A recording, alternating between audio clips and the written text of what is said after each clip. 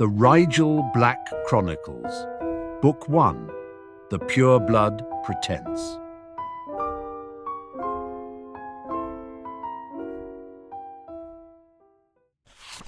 Chapter 16. Archie never could have done it without Hermione.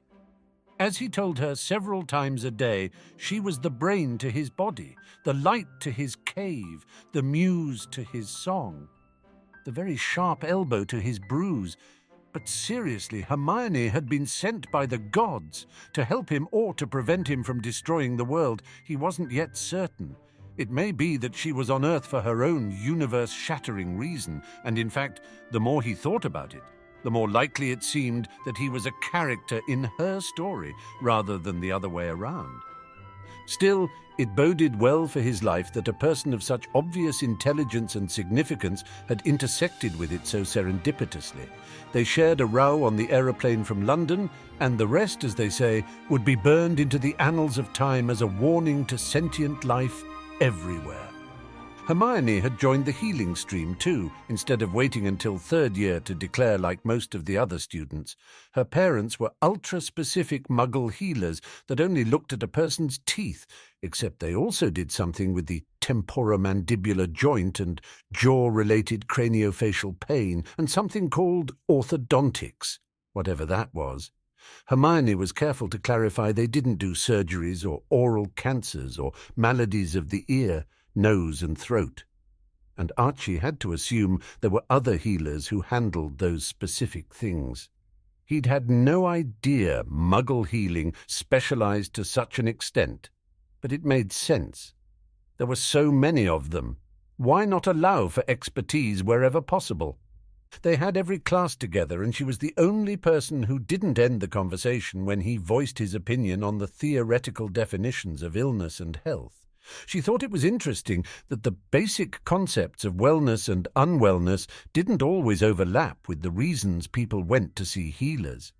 Hermione herself had a lot to say about the overarching system of healthcare in a society, and agreed that such definitions were not epistemological questions at all, because they could determine a person's access to care. It was a match made in heaven, or, as John Kowalski liked to say, a friendship designed by the denizens of hell to inflict heretofore indescribable mental anguish and boredom on those around them. Archie just liked to watch Hermione's face light up when she asserted that any description of a biological natural state against which definitions of sickness could be applied failed to incorporate the diversity of the human condition and individual experiences of wellness. Her hand shot into the air when Professor Willowweed asked a question about platelets, and Archie couldn't help but smile. She did it so unself-consciously. Someone asked a question, and Hermione answered it. In the rare event she didn't know, her eyes shot to the person who did know with an almost audible click as she attempted to absorb the information instantly through the ephemeral force of her gaze. Halfway through Hermione's explanation, Professor Marsh dragged a harassed-looking older student with messy brown hair into the classroom. "I don't need... Sorry to interrupt your class." Marsh spoke over the boy, who wore the green robes of the mastery track and a patch for the potions stream. "This one needs a healing." The boy put his arm behind his back as Marsh reached for it, a mutinous expression on his face. "I need to be in potions, where Master Talum is probably taking the stasis spells off the cauldrons as we speak." Marsh, the physical education professor, raised her eyebrows, showing no sympathy for the boy. "You should have thought of that before you messed around in my class and caused an accident." Willowweed extended her hand, and the potions student reluctantly allowed her to fold back his sleeve. A scrape ran the length of his forearm, fresh and bright. Willowweed smiled. "This will do nicely." "I'll leave him in your hands, then." Marsh left the classroom, impervious to the boy's protests. He tried them on Willowweed next. "Listen, I'm sure they need the practice, but we're doing polyjuice this unit. It's time-sensitive. If I'm not there when the stasis comes off, it'll undo weeks of effort." "This won't take long, Mr. Bannet," Willowweed assured him. "It is important for the healing stream to get practical work in, as I'm sure you can appreciate." I'm in the middle of my own practical work, the boy groaned. His eyes roamed the classroom restively, clocking the exits. He looked ready to make a run for it. His desperation found an echo in Archie. Hadn't he been wondering how he and Harry were going to switch back for the holidays?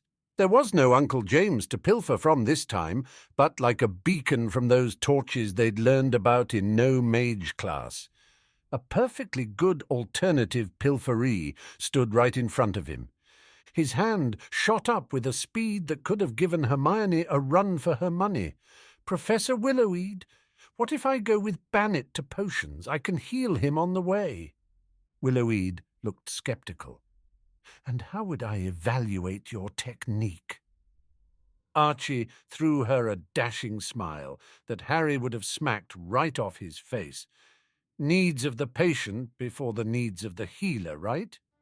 He didn't know if it was his patented charm or the fact that she'd seen him do a similar abrasion 2 weeks ago, but either way, reality rippled in his favor. "Very well, Mr. Potter, but I expect you to come straight back here."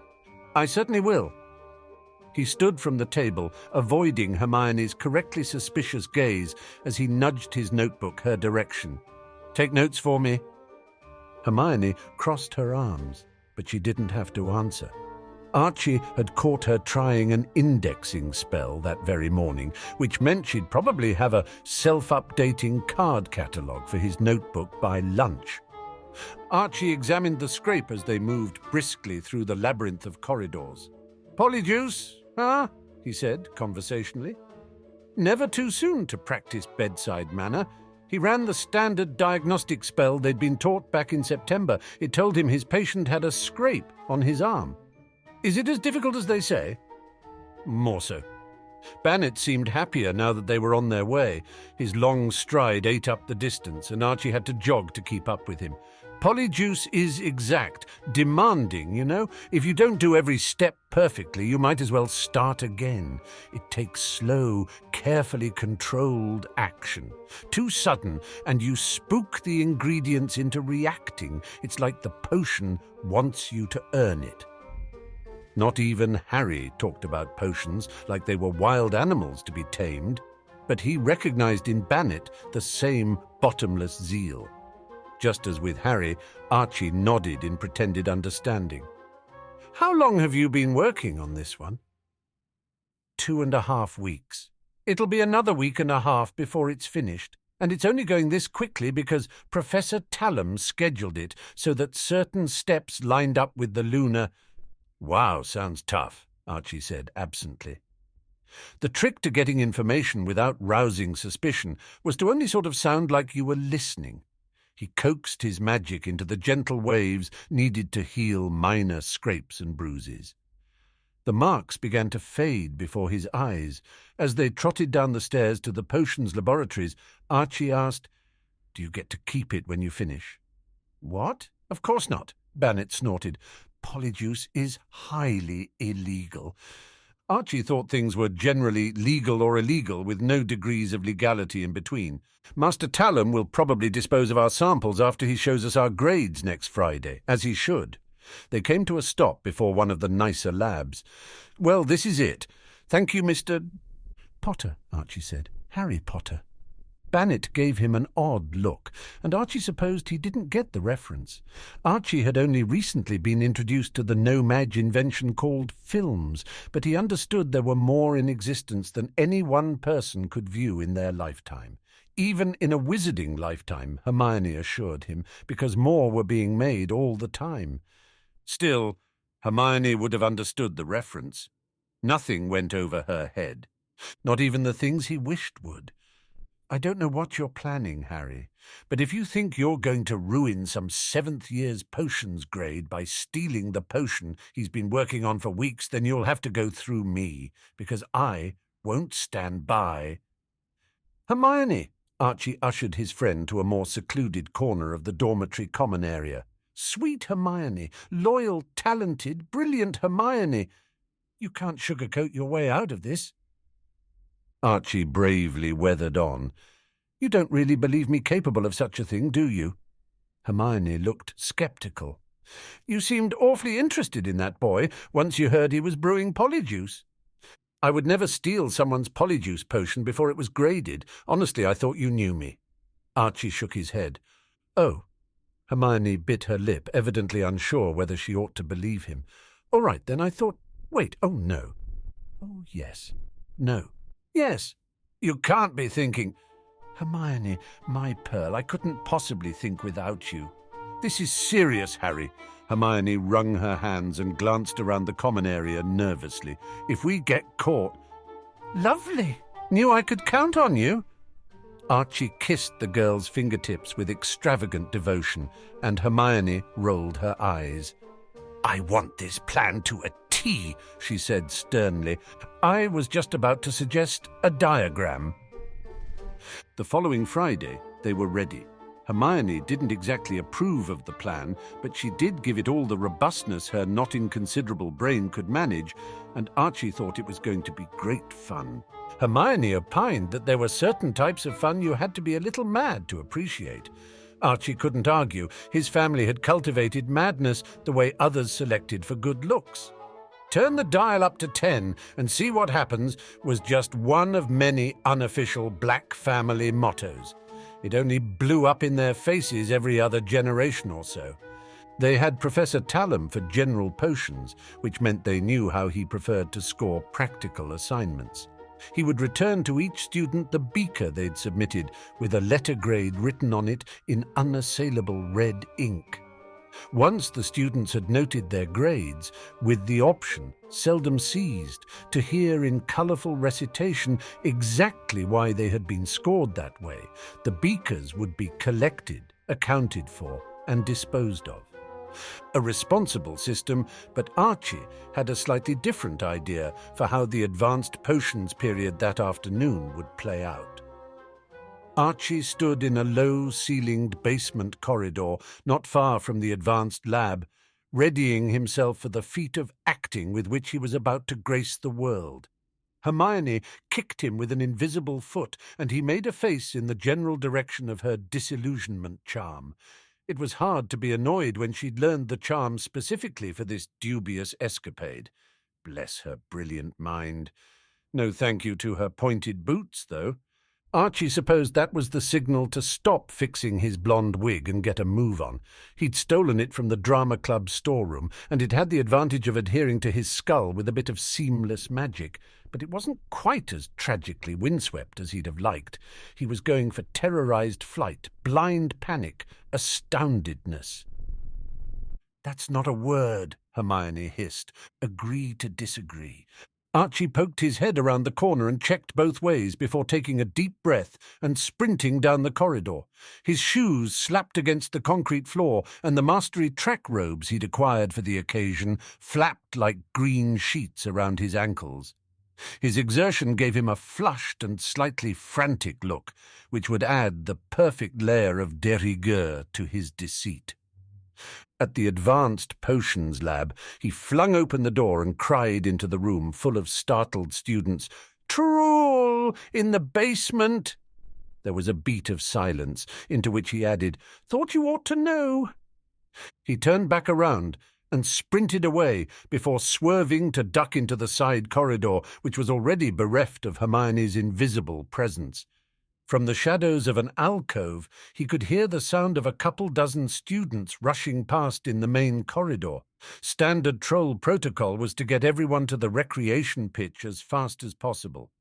There were defensive spells laid there for just such an emergency, and hopefully it would take a moment for the potion students to realize they were the only ones who had evacuated. Then an alarm started blaring across campus, and Archie belatedly realized the professors must have some ability to communicate quickly in a crisis. Troll sighting in Thompson Hall. All students proceed to the Quadpot Green. This is not a drill. A stampede of feet began overhead, and Archie shrank as far back into the alcove as he could. The whole school was evacuating.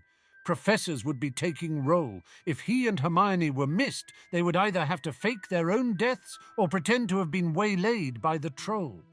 He was just coming up with a story of how Hermione had dramatically rescued him from a girl's bathroom with a hovering charm, when the real Hermione, curls blowing wildly around her face in an invisible wind, slid to a halt in front of him and said, "What are you still doing here?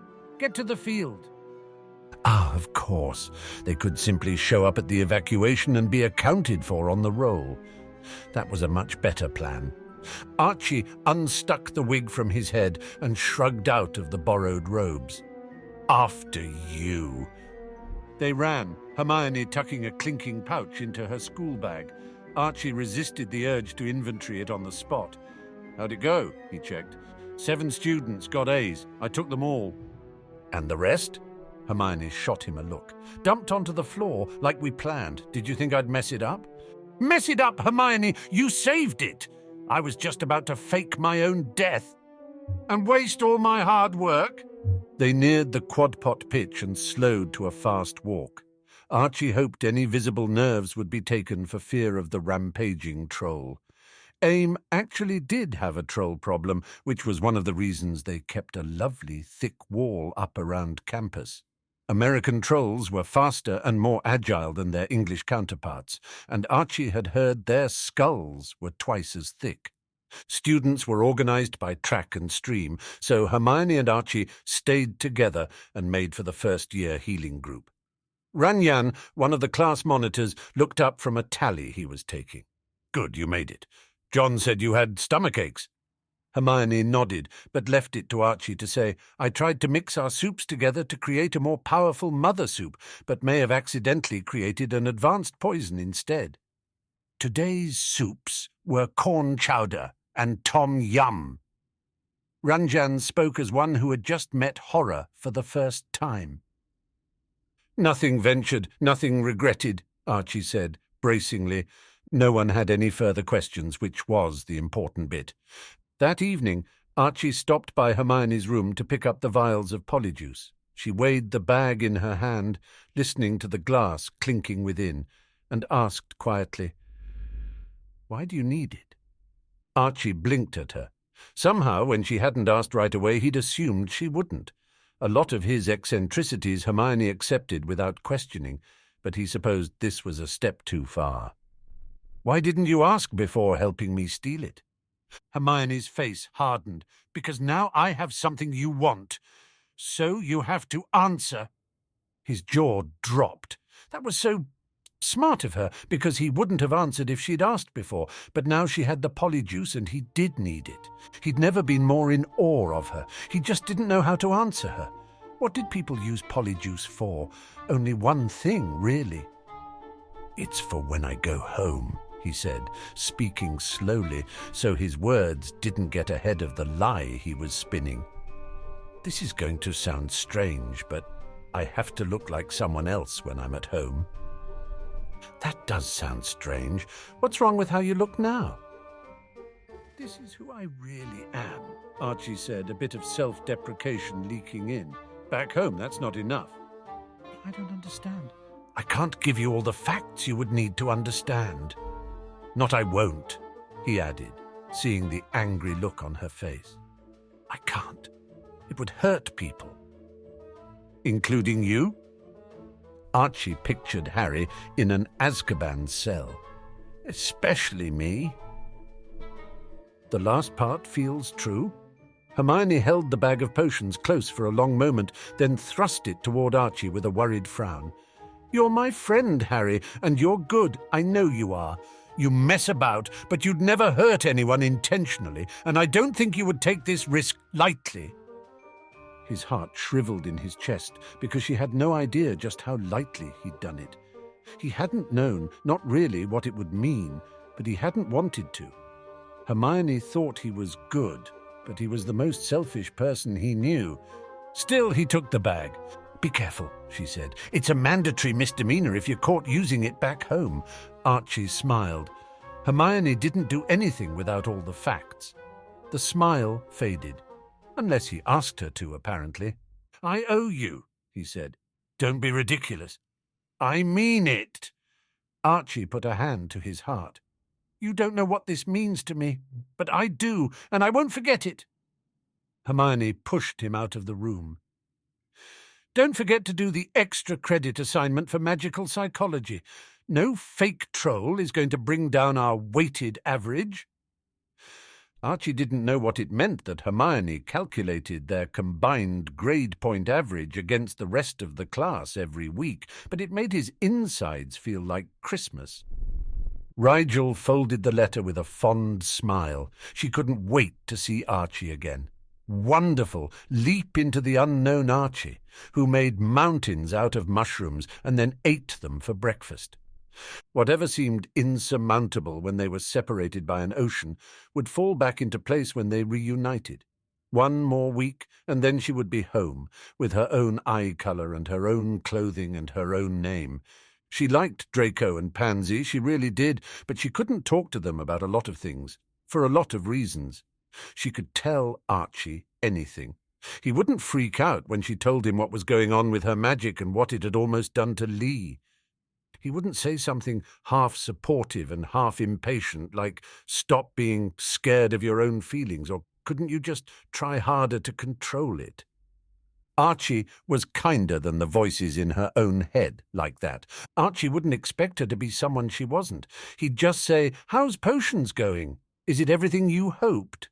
And she'd ask him about the healing classes and whether he thought they could really do this, and he'd say of course they could, because together they could do anything. The winter break was a good chance to reset and reevaluate their plans. It would also be a blessed relief from the lies. Except, she considered as she packed her trunk for the break, the people at Hogwarts weren't the only ones she'd been lying to. We hope you enjoyed this chapter. Please consider supporting our project by joining our Patreon linked in the description, or become a member here on YouTube, where you will get access to several additional chapters weeks before they release on YouTube.